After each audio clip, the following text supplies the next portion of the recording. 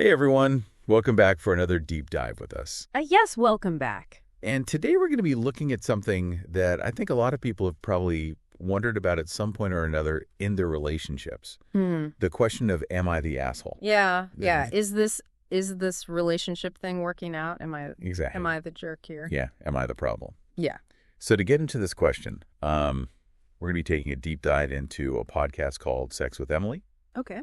And looking at an episode where listeners wrote in about watching porn in relationships. Okay, interesting. And so Emily's approach is very sex positive, and so just keep that in mind as we're kind of going through this deep dive with her advice. Yeah, and I think just to set the stage for anyone who might not be familiar with Sex with Emily, it's not about shaming anybody or judging anybody. Right. It's really about helping people navigate their, sex and relationships in a healthy way. Exactly. Yeah, it's all about like removing that stigma. And so in this particular episode, we're hearing from people who are dealing with anxieties about porn.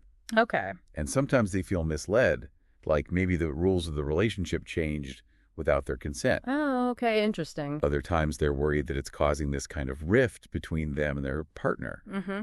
And these are all things that I think we've probably all thought about at some point in our relationships or will at some point in the future.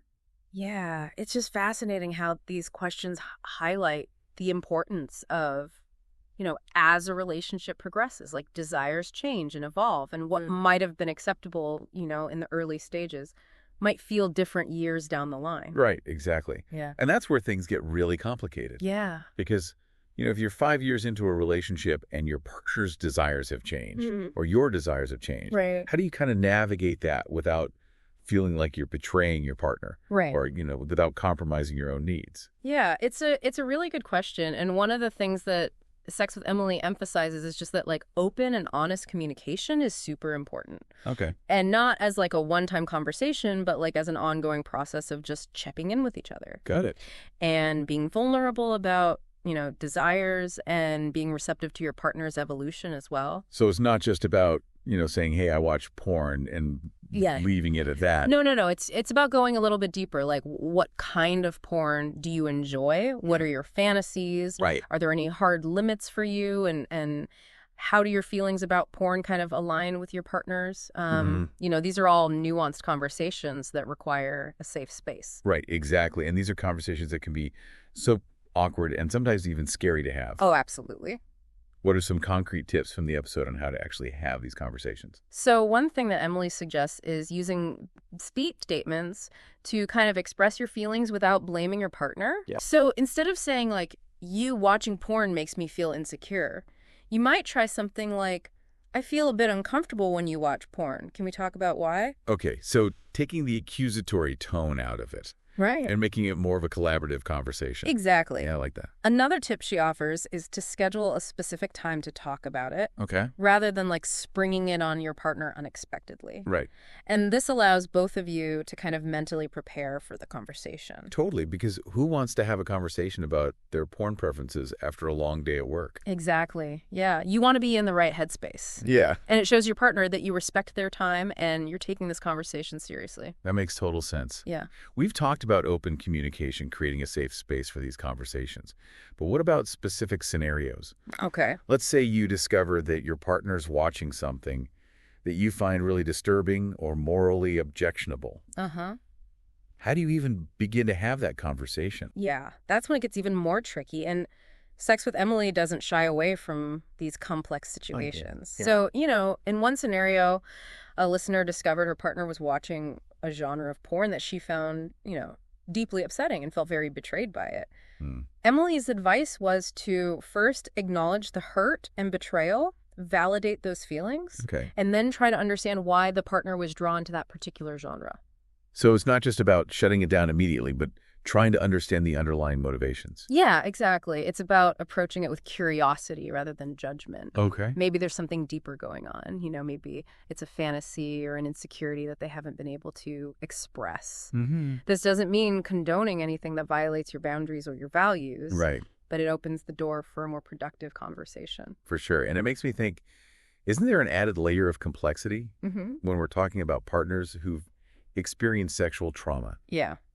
How does the episode address that? That's a crucial point, and Emily really emphasizes the need for sensitivity and patience in those situations. Okay. She suggests starting by educating yourself about sexual trauma and how it can manifest in relationships, Mm-hmm. and understand that your partner's reactions, might not be about you, but rather about their past experiences. So even more reason to avoid accusations. Yes. And really listen to what your partner is trying to communicate. Absolutely. It's about creating that space where they feel safe enough to share, their concerns and triggers without fear of judgment. This reminds me of the 5 love languages, which Sex with Emily also touches on. Oh, yeah. Can you remind us what those are and how they kind of play into this whole conversation? Sure. So the 5 love languages are basically different ways that people give and receive love. And they are words of affirmation, quality time, receiving gifts, acts of service, and physical touch. Okay. Understanding your partner's love language can be incredibly helpful in navigating these sensitive areas. So if your partner's love language is words of affirmation, simply reducing porn use might not be enough Right. to make them feel secure in the relationship. Yeah. They might need extra reassurance. Yes. Space for compliments. It's about going beyond that surface level and addressing the underlying emotional needs. Right. And that's just scratching the surface of Yeah. what Sex with Emily covers in this episode.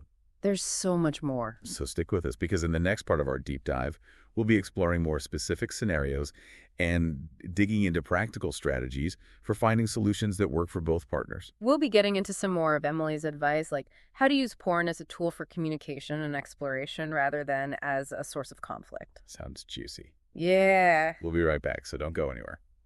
Welcome back, everybody, to our depth dive into Sex with Emily. So, I was thinking about something you said in the last part about desires evolving in relationships. Mm-hmm. And it makes me wonder, how often should couples be checking in with each other about this stuff?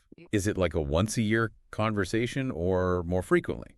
That's a great question. And there's really no one-size-fits-all answer. Right. Some couples might find it helpful to have regular check-ins, maybe every few months. Okay. Or even more frequently if things are, feeling a little turbulent in the relationship. Right. Others might be comfortable addressing it as needed whenever something comes up that Right. sparks a question or a concern. So it's all about finding what works for your specific dynamic. Exactly. And the key is to be proactive Right. rather than reactive. Yeah. Don't wait till there's a major blow up or resentment has built up before you have these conversations. Okay, that makes sense. But let's talk about the elephant in the room. Okay. What about those times when one partner really enjoys porn and the other is completely opposed to it? Uh-huh. Can those relationships even work? That's a really tough one. And honestly, it depends on the individuals involved and their willingness to compromise. Okay. Sex with Emily has tackled this a few times. Mm-hmm. And one thing she often suggests is exploring why one partner is so against porn. Oh. Is it a moral or religious objection? Mm-hmm. Are there past experiences or traumas that are influencing their feelings? Right, because if you can understand the root of the issue, you might be able to find a solution Exactly. that feels workable for both of you. For example, if it's a moral objection, Okay. perhaps the partner who enjoys porn can agree to certain boundaries, like not watching specific genres or limiting their viewing to certain times or places, things like that. But what if it's more about feeling insecure or inadequate? Uh-huh. How do you even address that? That's where those 5 love languages that we talked about earlier can be really helpful. Okay. If the partner who feels uncomfortable with porn has a love language of, words of affirmation or quality time, Okay. then maybe they just need extra reassurance and attention from their partner to feel secure and loved. Mm. It's not just about reducing the porn itself, but also actively nurturing the emotional connection in the relationship. That makes sense. Yeah. So the porn might not be the actual problem, Right. but rather a symptom of something deeper. Often that's the case. Okay.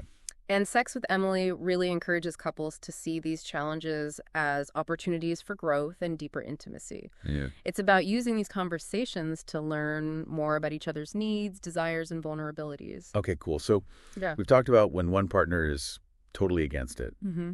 But what about the flip side?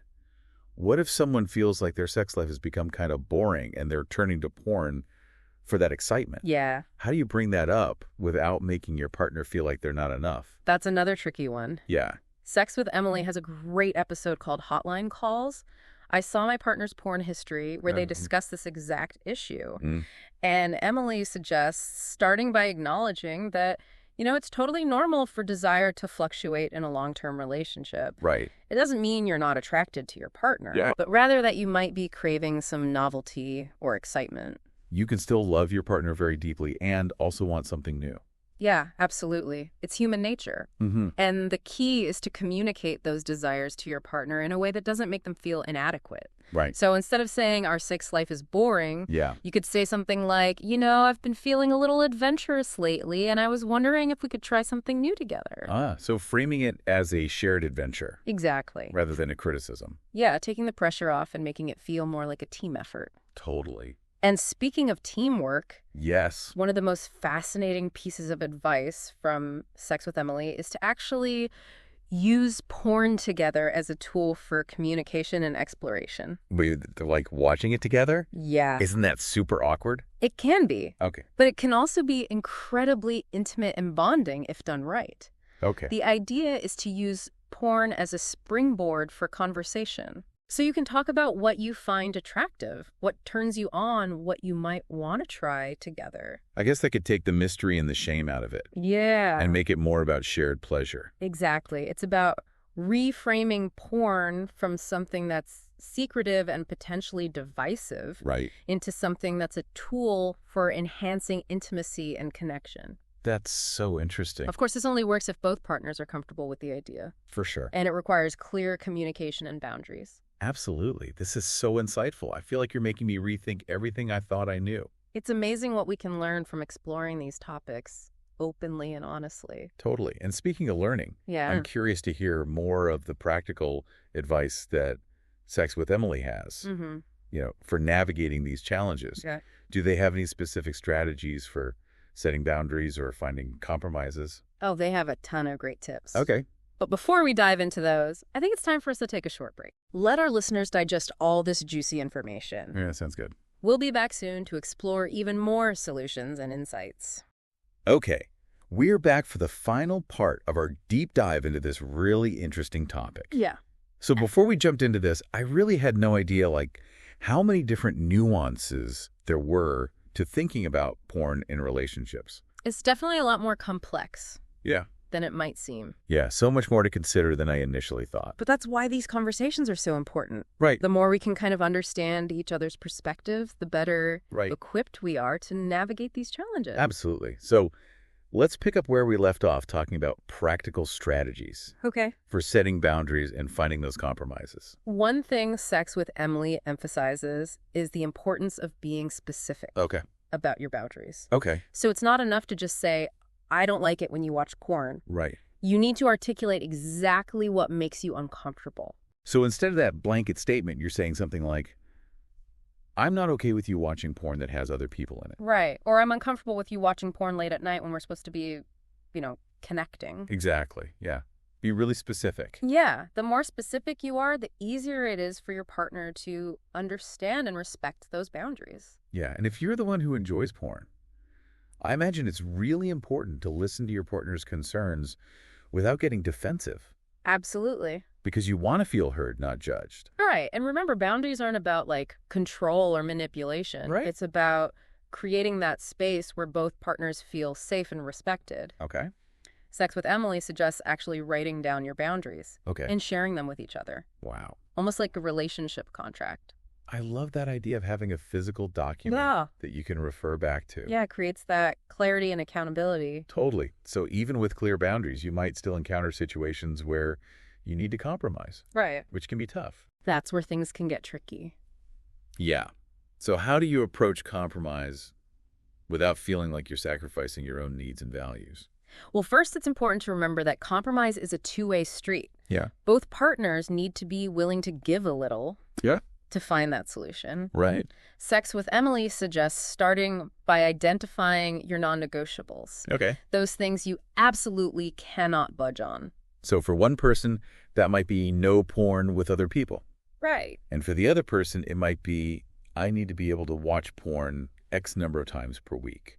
Exactly. And once you've identified those non-negotiables, you can start brainstorming creative solutions. Okay. I like it. So maybe you agree on specific genres that are okay, Or you designate certain times or places where porn is off limits. Right, or like certain times of day or days of the week. Yeah, exactly. Where it's just like, we're not doing that right now. Right. Yeah. And sometimes compromise might involve exploring, new ways to connect and be intimate. Yeah. Maybe you try a new activity together or dedicate more time to cuddling and non-sexual touch. Okay. Keeping those lines of communication open and being willing to experiment. So it sounds like what I'm hearing is that navigating porn in relationships is all about communication. Yes. Respect boundaries and a willingness to compromise. I think that's a great summary. Okay, good. And I want to emphasize that it's an ongoing process. Right. As your relationship evolves, your needs and desires will change. Right. So don't be afraid to revisit these conversations and adjust those boundaries. That's a good point. It's not about finding the perfect solution. Yeah. It's finding what works for you as a couple right now. In this moment. Any final thoughts before we wrap things up? Just remember that resources like Sex with Emily are out there. Yeah. If you're struggling with this issue, you're not alone. Right. There are experts who can provide guidance and support. Totally. Don't be afraid to reach out for help if you need it. And with that being said, thank you so much for joining us for this deep dive into porn and relationships. Yeah. Thanks for listening, everybody. Until next time, keep those conversations flowing. And remember that intimacy thrives on open communication and mutual respect.